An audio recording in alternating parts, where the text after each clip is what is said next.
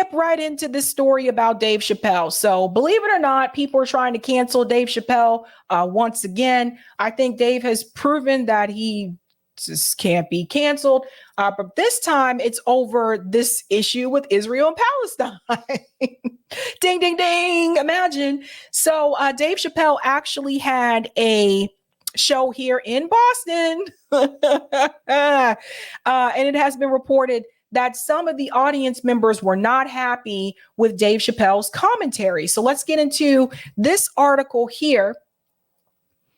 It says, report, some walked out of Dave Chappelle's Boston show over Israel comments. Now, by the way, this is being reported by Boston.com. I figured it's local. I'm going with local news outlet, okay? The comedian reportedly criticized what he described as war crimes in Gaza, prompting mixed cries of free Palestine and what about Hamas from the audience. So let's get into all of that.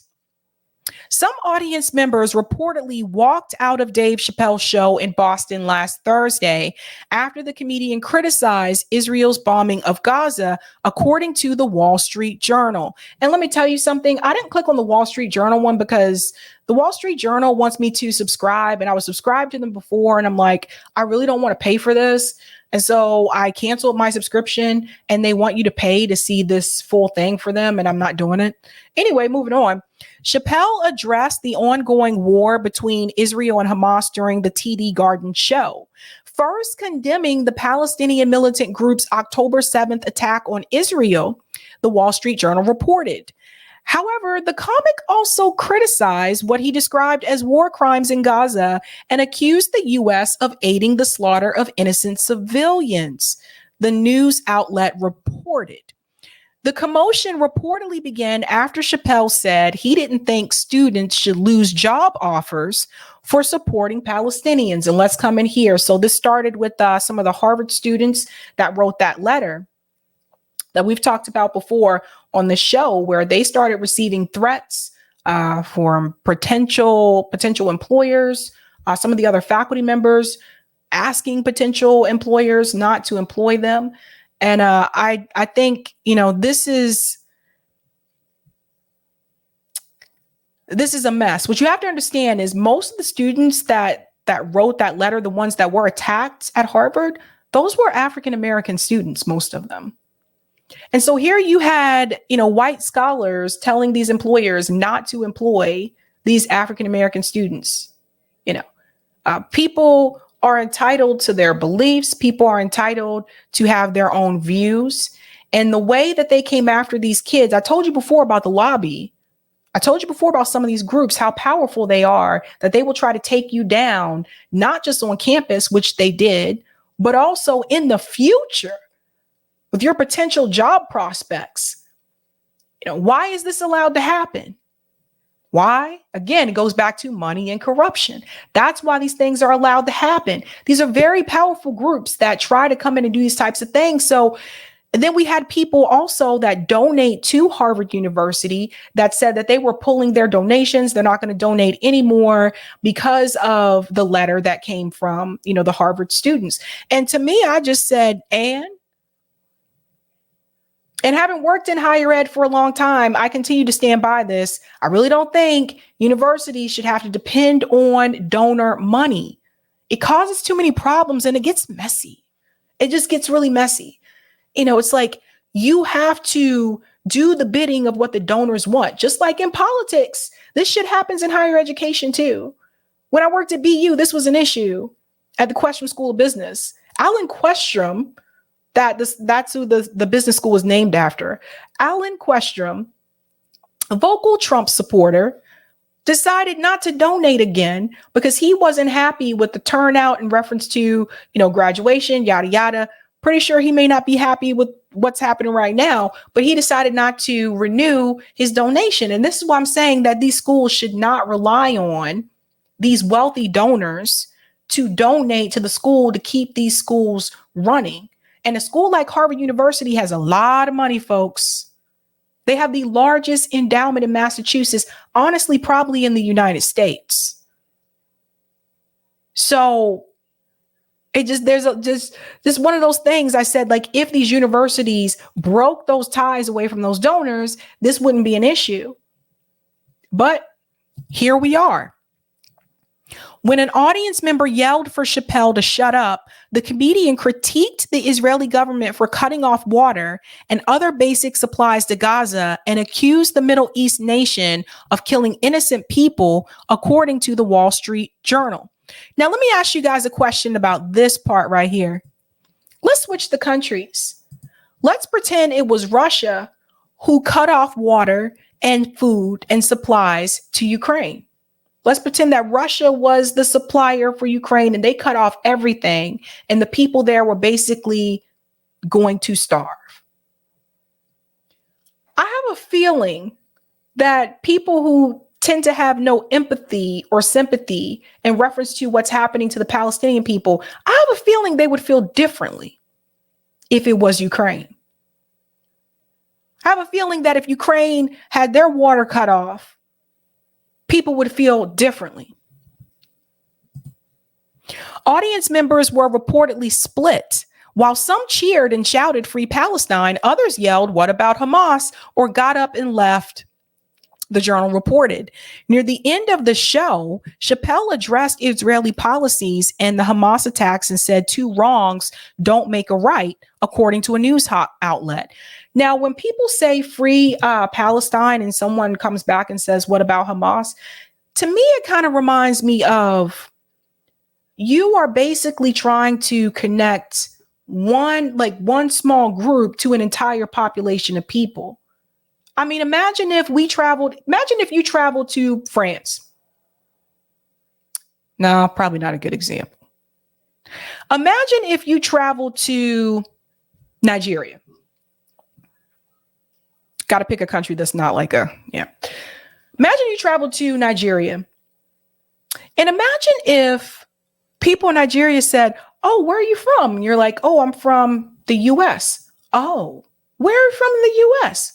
"Oh, I'm from Mississippi." "Oh, what about the Klan?" What if people characterize all Americans based on one smaller group in the country and just connected us with them and thought that all of us were like that?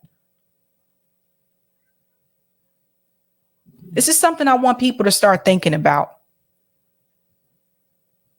A spokeswoman for Chappelle told the Wall Street Journal he denies being in Boston that night. Though the TD Garden website indicates he performed 2 shows for his stand-up comedy tour on Thursday and Friday. A TD spokesperson confirmed to Boston.com that the shows were both held as scheduled. Sounds like Dave Chappelle may have been smoking something. It sounds like Dave might have had a bowl. Chappelle is no stranger to controversy. In recent years, he frequently made jokes at the expense of transgender people, prompting Netflix employees to stage a walkout in protest over his stand-up special, The Closer, in which he likens being transgender to wearing blackface, says gender is a fact, and notes that he's a member of Team TERF, an acronym referring to trans exclusionary radical feminists, according to the Washington Post. And we covered that story as well when Dave Chappelle was facing criticism over that. Now, I want to show you something else, because this account said they actually found a description from someone who was actually at the show. And it says, "The closest I've found on a description of Dave Chappelle Boston show." Now, this is from Suhir Nafal. "Something is changing in America. I saw Dave Chappelle last night at the Boston Garden. It was sold out, so I would say 22,000 people there. 3/4 into the show, he said, 'I want to address what's going on in Palestine and Israel.' He specifically said Palestine and said it before Israel." Let me pause there for a second. That is important, because have you guys noticed, if you listen to mainstream media and our politicians, notice how they always say Palestine last? Palestine is never first. He said what happened on October 7th wasn't right, but also what's going on isn't right and not just. You can't kill innocent civilians like that, and the whole world sits silently and watches. Then someone shouted at him from the crowd, "Shut the F up, Dave." He then went nuts and yelled back, "No, you shut the F up. You don't take tens of billions from my country to go kill innocent women and children and come and tell me to shut the F up." He said, "Don't come begging for money from my country and then go drop bombs on children and cut off innocent people's water and electricity. You have the audacity to pay to come see me and then tell me shut the F up. No, you shut the F up." So it's funny because it's like, I wasn't there, but I'm just imagining this. I'm imagining this interaction taking place in my head. Like I'm trying to visualize it. And you can kind of see Dave just saying, "No, you shut the fuck up." Sorry, it's kind of funny. The crowd started clapping and cheering him and saying, "Yes, Dave," and chants of "Free Palestine." And then he said, "You're damn right. Free Palestine." He went on a 15-minute rant about being a Muslim and that the Israelis are projecting what's wrong with them on Muslims, and the crowd kept on cheering. Now, that part is important because if you look at some of the mainstream media outlets that covered this story, the headline made it seem like a lot of people peaced out. Like a lot of people just got up. There was one headline I saw, which I chose not to share on the show because it was obviously exaggerating. And it just says, "Dave Chappelle fans turn on him and walk out." I'm like, really? All of them? Those are those fiery, spicy headlines to get you to read the article, right? So, but it's interesting to hear that this person's encounter is different compared to what some of the other outlets are saying. It says, this is the funny part. Crowd was typical Boston demographic, 80% white, 5% black, and the rest Latin and others. I'm sorry, but it was funny. Because it's true. It's true. When you go to a show like in Boston, whether it's a comedy show, concert, like whatever, that's typically the case. That's typically how it is. It's usually like 80% white, like 5% black. And like she said, the rest Latin and others. That's usually how it is. Even when I saw The Weeknd, I don't know if you guys like The Weeknd, but even when I saw The Weeknd a couple years ago, it was the same, you know. Because the thing is like all the concerts come to Boston. So they call Boston a hub.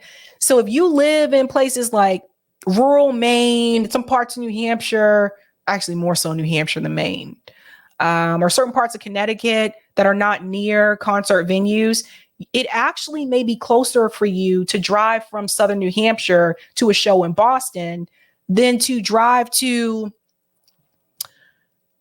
the nearest city in New Hampshire where an artist may be performing, depending on where you live in New Hampshire. Same thing with Connecticut. It might be actually closer for you, depending on where you are in Connecticut, just to drive up to Boston. So it's really interesting.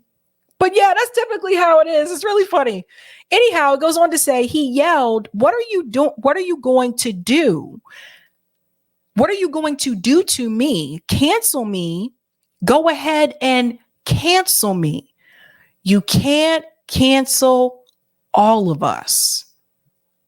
And there's the picture of Dave there. And that kind of reminds me of that song from, there was a rapper called Bubba Sparks. I don't think he's still rapping anymore. Anyway, he had this song called Ugly.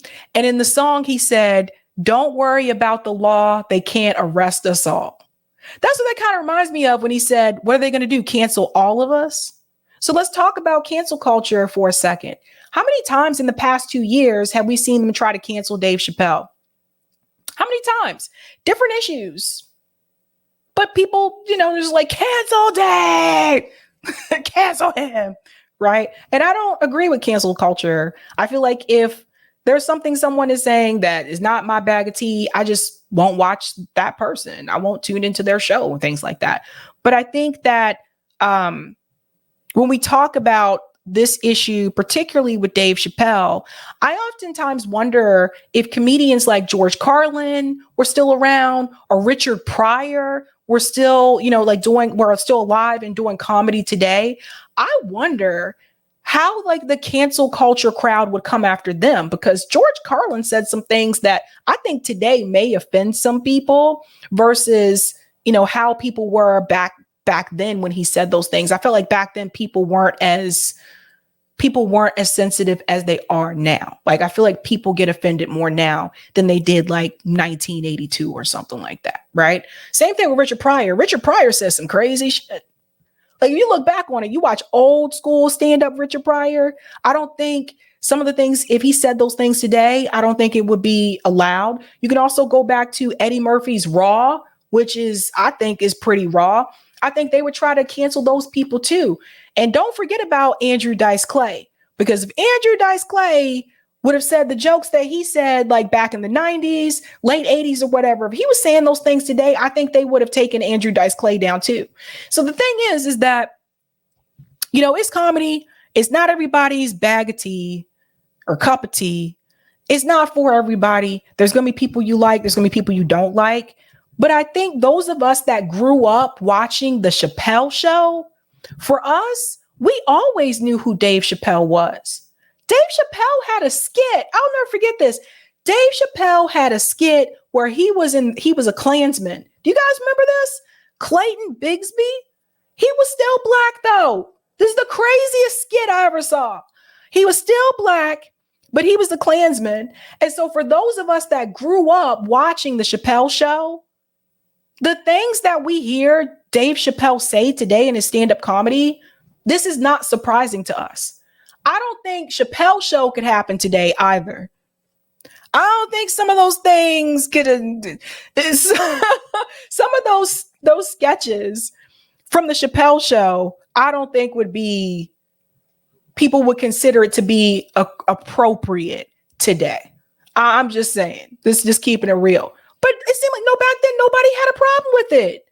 Everybody just laughed and he ha ha. It just. But now I don't think it would go well today. Just keeping it real. And it's not even just Dave Chappelle.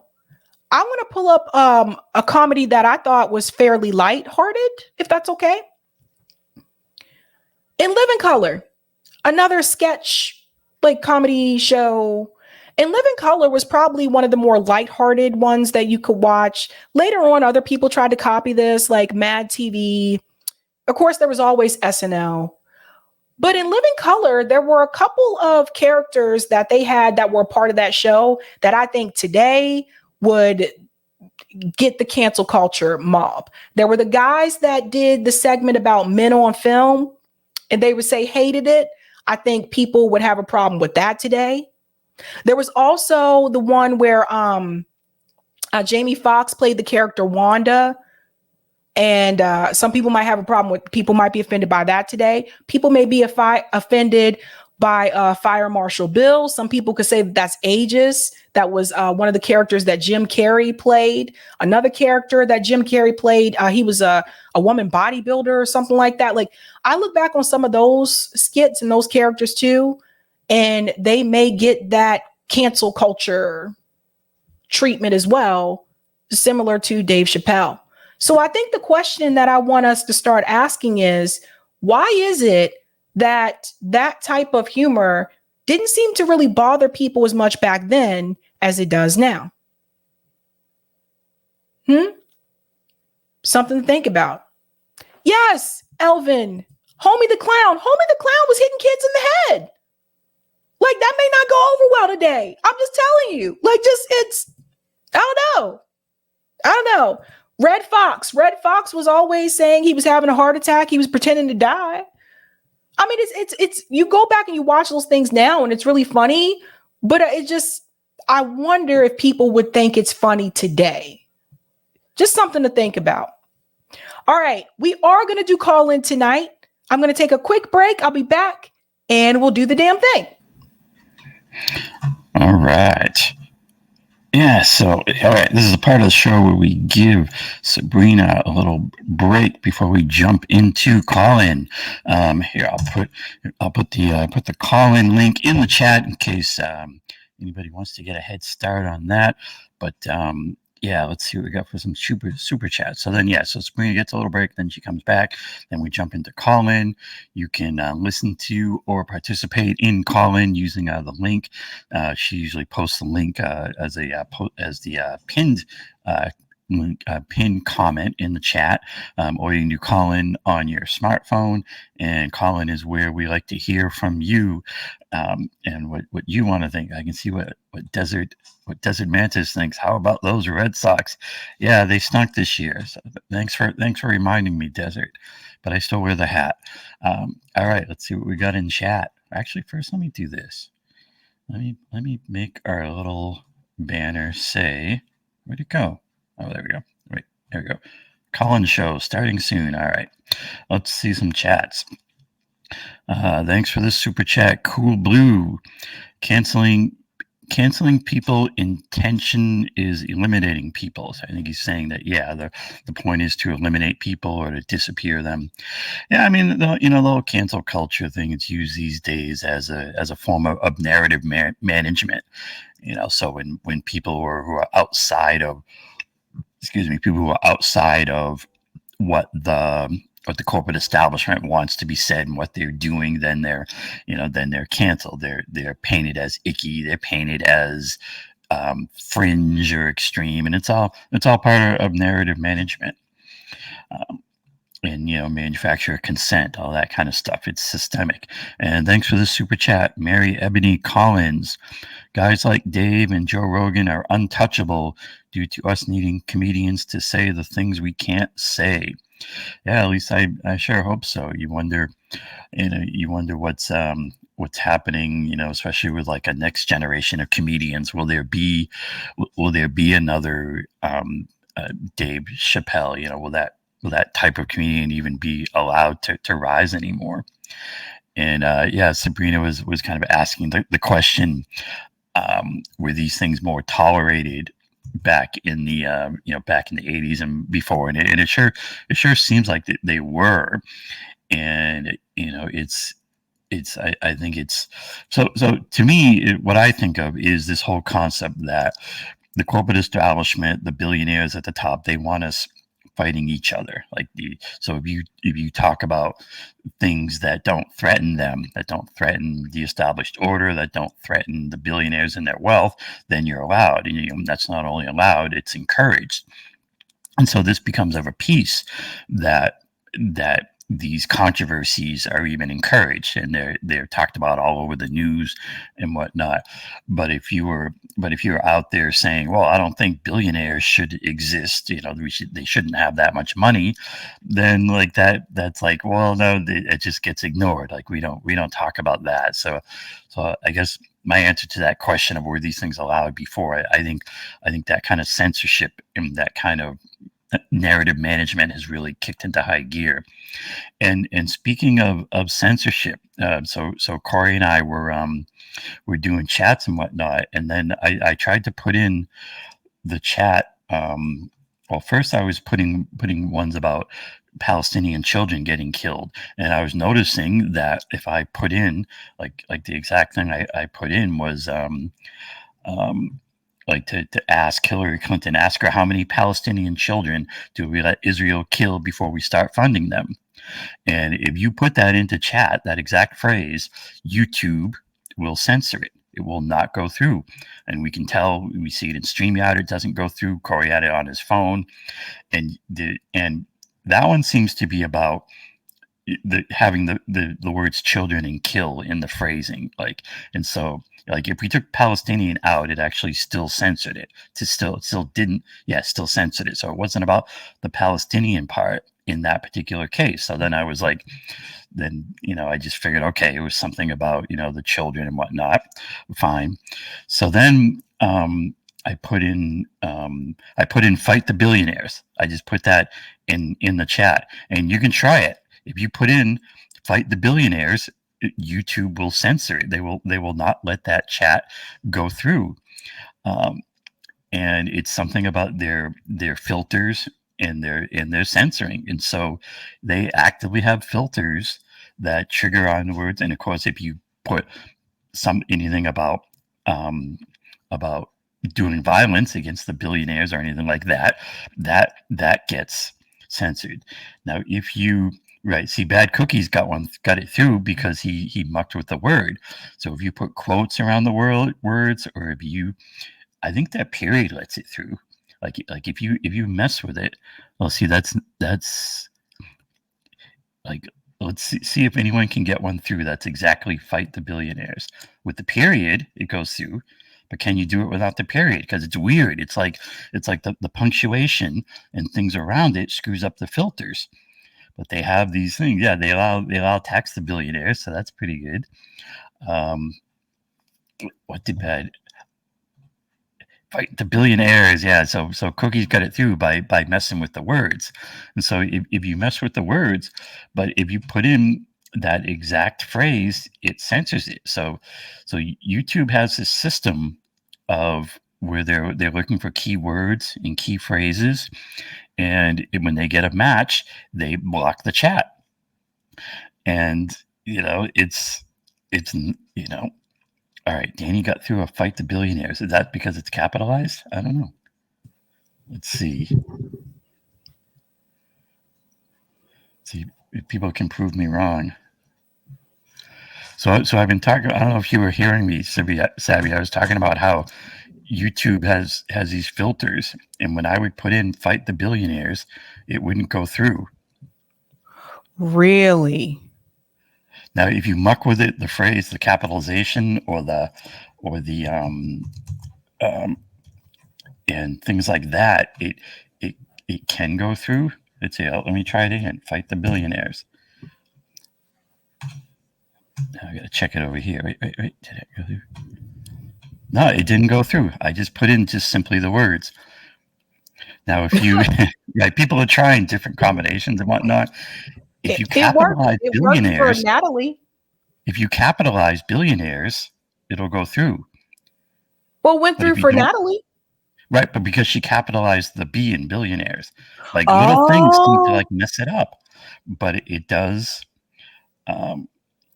Try it without the capitalization. And whoever's seeing it, I haven't seen one yet. That's just exactly fight the billionaires with only the F uppercase.